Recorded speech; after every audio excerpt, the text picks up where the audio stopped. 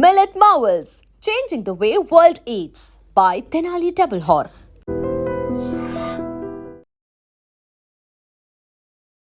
Hello guys, welcome back to iDream media. Telugu రాష్ట్రాల్లో ఇప్పుడు సంచలనం సృష్టిస్తున్న హత్య కేసు, సహస్ర హత్య కేసు కూకట్పల్లి నుంచి అనమాట. అయితే ఈ కేసు వెనకాల కొత్త నిజాలు బయటపడ్డాయి, లేటెస్ట్ అప్డేట్స్ అనేవి వచ్చాయని చెప్తా ఉన్నారు. అవేంటో తెలుసుకుందాం. హైకోర్టు అడ్వకేట్ పృథ్వీ గారు మనతో ఉన్నారు, సార్తో మాట్లాడదాం. నమస్కారం సార్. నమస్తే. ఈ కూకట్పల్లి హత్య కేసు ముఖ్యంగా ఆడపిల్లలకి రక్షణ లేదు అనడానికి మరొక ఎగ్జాంపుల్.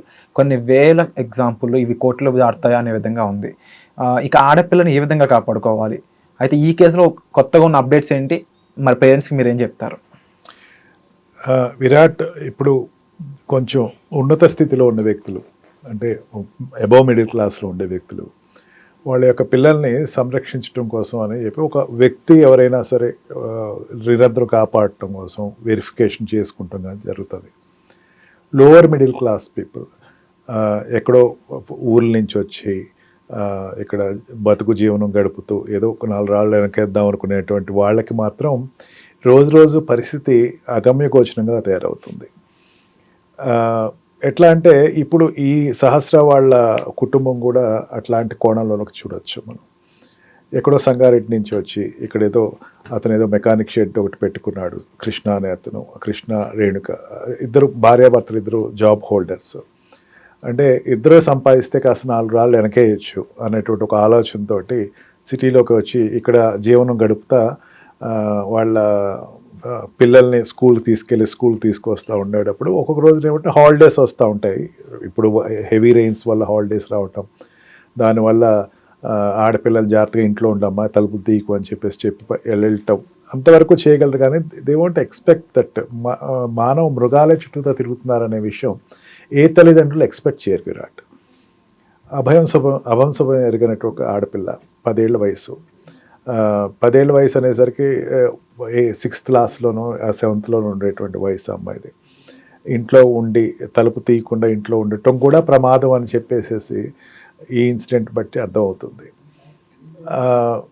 అక్కడ ఇంట్లో ఉన్నారు, ఇంట్లో ఆడపిల్ల ఉంది, తలుపులో వేసుకుని ఉంది, ఎవరు తలుపులు తీయదు, ఆ అమ్మాయి చాలా జాగ్రత్తగా ఉంటుంది కదా అని చెప్పేసి అనుకున్న పేరెంట్స్ ఎవరైతే వాళ్ళ ఉద్యోగాలు వాళ్ళు రీచ్ వాళ్ళు వెళ్ళిన తర్వాత ఏదో టిఫిన్ బాక్స్ తీసుకురావటం కోసం అని చెప్పి కృష్ణ వెనక్కి రావటం, కొడుకు స్కూల్కి వెళ్ళాడు, వాడికి టిఫిన్ ఇవ్వాలి, లంచ్ ఇవ్వాలని వెనక్కి వస్తే చూసిన తర్వాత తలుపు తీసిన వెంటనే తలుపు గడి తీసి ఉండటం, లోపల చూసేసరికి కూతురు నిర్జీవంగా పడిన రక్తమడుగుల్లో ఉండటం, అనేక పోట్లు 16-17 రక్తపు కత్తితోటి పొడి చేసిన పోట్లతోటి అక్కడ పడిపోయి ఉండటం చూసి ఎంత రాక్షసుడిగైనా సరే హృదయం ద్రవించక మానందని చెప్పచ్చు. ఎందుకు జరిగిందో తెలియదు, ఏం జరిగిందో తెలియదు వాళ్ళకి. భార్యకి ఫోన్ చేయటానికి కూడా దానికి ధైర్యం సరిపోలే. ఏం చెప్పాలో అంటే ఆ టైంలో ఒక తండ్రికి ఒక ఆవేదన ఎట్లా అంటే చెప్పాలి, పిలవాలి, తల్లిని పిలవాలి, తన పార్ట్నర్ని పిలవాలి, కానీ పిలిచేటువంటి ధైర్యం సరిపోక సగం చెప్పి సహస్ర అని చెప్పేసి ఏదో అనేసరికి ఆవిడకి అర్థం కాక ఆవిడ వెంటనే పక్కింటి వాళ్ళకి ఎవరికో ఫోన్ చేసి తెలుసుకుని ఆవిడ పరిగెత్తుకొచ్చి అరణ్య రోదనే కనపడుతున్నాయి ఆ పరిసర ప్రాంతాల్లో. ఇదంతా చేసినటువంటి వ్యక్తి సస్పెక్టెడ్, అంటే అతను చేశాడన్నది నేను నిర్ధారణగా చెప్పట్లేదు, పోలీసు వారు సస్పెక్ట్ చేస్తున్న బట్టి ఒక సురేష్ అనే వ్యక్తి చేశాడని చెప్పి అనుమానం. ఒక ఇన్సిడెంట్ని ఒక చూచాయిగా తీసుకొచ్చారు. ఎట్లా తీసుకొచ్చారంటే దాన్ని వీళ్ళు తన భార్య ఏదో అనారోగ్యంగా ఉందని, సురేష్ వాళ్ళ భార్య అనారోగ్యానికి కారణం వీళ్ళిద్దరేనండి. వీళ్ళిద్దరు బ్లాక్ మ్యాజిక్ చేయడం వల్ల రోజు తన భార్య క్షీణిస్తుంది. కక్ష తీర్చుకోవాలంటే వీడింట్లో అదే పరిస్థితి వస్తే ఎట్లా ఉంటుందో చూద్దాం అని చెప్పి అతను చంపేశాడు అనేది ఒక లీడ్ అయితే ఏదో పోలీసు వాళ్ళు తీసుకొస్తున్నారు. ఒకళ్ళు కాదు, 2-3 కలిసి చేశారన్నది ఇంకొక లీడ్ అయితే తీసుకొస్తున్నారు. Any lead, what ever be the lead. ఒక మానవ మృగం మన చుట్టూతో తిరుగుతుంది. మానవ మృగం నిరంతరం మన చుట్టూతో తిరుగుతుంది. నేనే కావచ్చు, మీరే కావచ్చు, ఇక్కడ ఉండే స్టూడియోలో ఎవరైనా కావచ్చు. మృగాలు కనిపెట్టడం ఎట్లాగా అన్న సాధన ఇప్పటివరకు లేదు.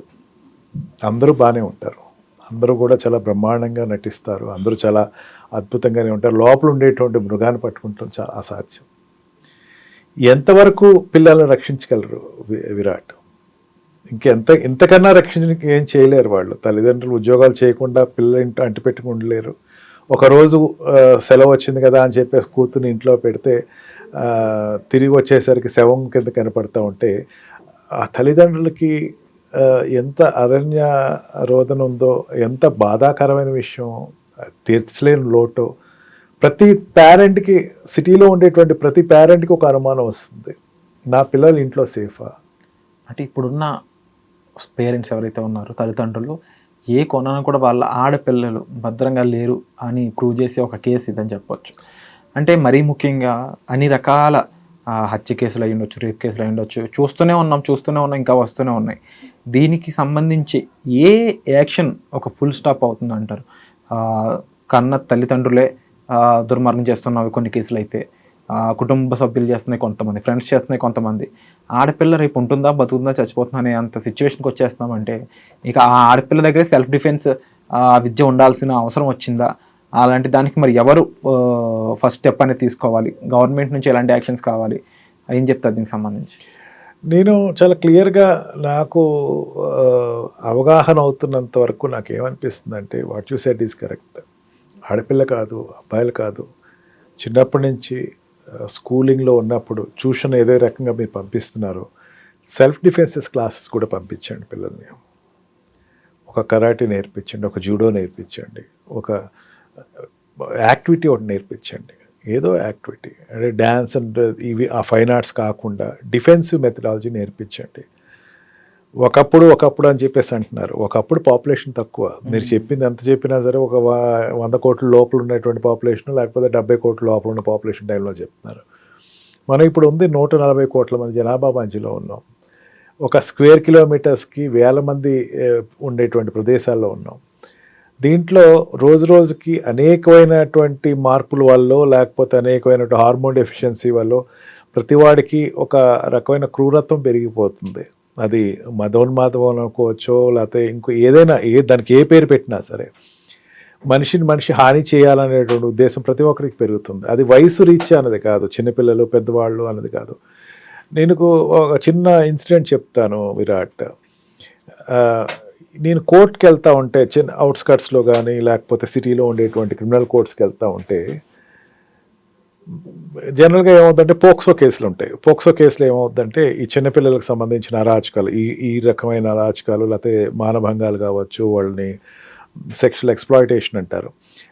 ఈ జరిగేటువంటి కేసులు ప్రతి కోర్టులోనూ మినిమం 4 కేసులు, ఫ్రెష్ కేసులు వస్తున్నాయి.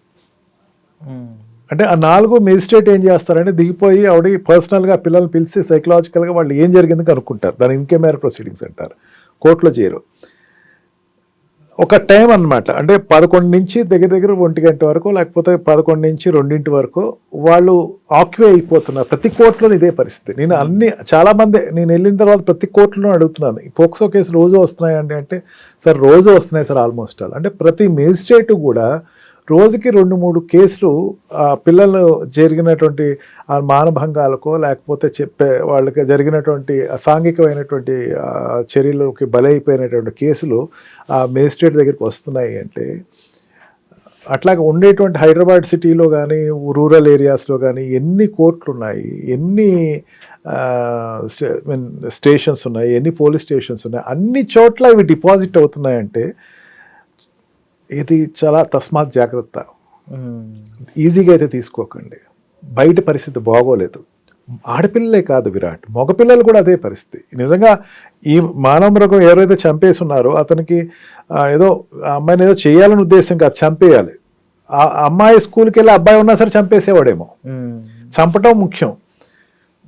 క్రైమ్ రేట్ పెరిగిపోతుంది అందులో ఎటువంటి డౌట్ లేదు, విచ్చలవిడిగా పెరిగిపోతుంది. ఇండివిజువల్ సెల్ఫ్ డిఫెన్స్ కూడా చాలా ఇంపార్టెంట్ అనేది ఇప్పుడు సార్ చెప్పిన ఈ పాయింట్ ఏదైతే ఉందో ప్రతి ఒక్క తల్లిదండ్రులు కూడా దీన్ని అబ్జర్వేషన్లోకి తీసుకొని దీన్ని అమలు పరచడానికి మ్యాక్సిమం ట్రై చేయండి. అండ్ తప్పకుండా ఐరన్ మీడియా ద్వారా గవర్నమెంట్ని ఈ సెల్ఫ్ డిఫెన్స్ స్కిల్ అనేది స్కూలింగ్ నుంచి కూడా ఒక తప్పనిసరి కంపల్సరీ విద్య కింద మార్చాలని అయితే మేము రిక్వెస్ట్ చేస్తా ఉన్నాం. ఇది ఒక చైనాలో తీసుకుందాం, ఇది ఒక జపాన్లో తీసుకుంటున్నాం. బిలీవ్ ఇట్ ఆర్ నాట్, ప్రతి పిల్లవాడికి సెల్ఫ్ డిఫెన్స్ ఉంటుంది.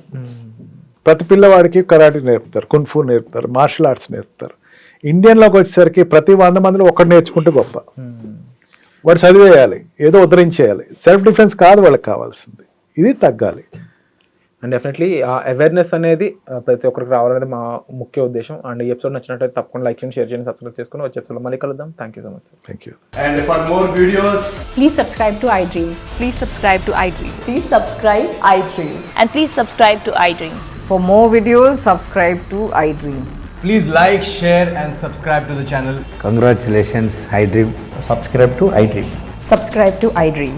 So subscribe to iDream Media. iDream ki iDream team andarki huge congratulations. Please subscribe iDream Media. Please subscribe to iDream. Subscribe iDream. Please subscribe to iDream. iDream అంటే నా కళల channel subscribe చేసుకున్న నోరు తిరుగుతలేదు, మీరైతే గంట గుర్తు కొట్టండి. For more such videos, please subscribe to iDream. Subscribe to iDream. Please subscribe to iDream. Please subscribe iDream Media. Please do subscribe to iDream. Please subscribe to iDream Media. For best entertainment and information, please subscribe iDream. And don't forget to subscribe to iDream.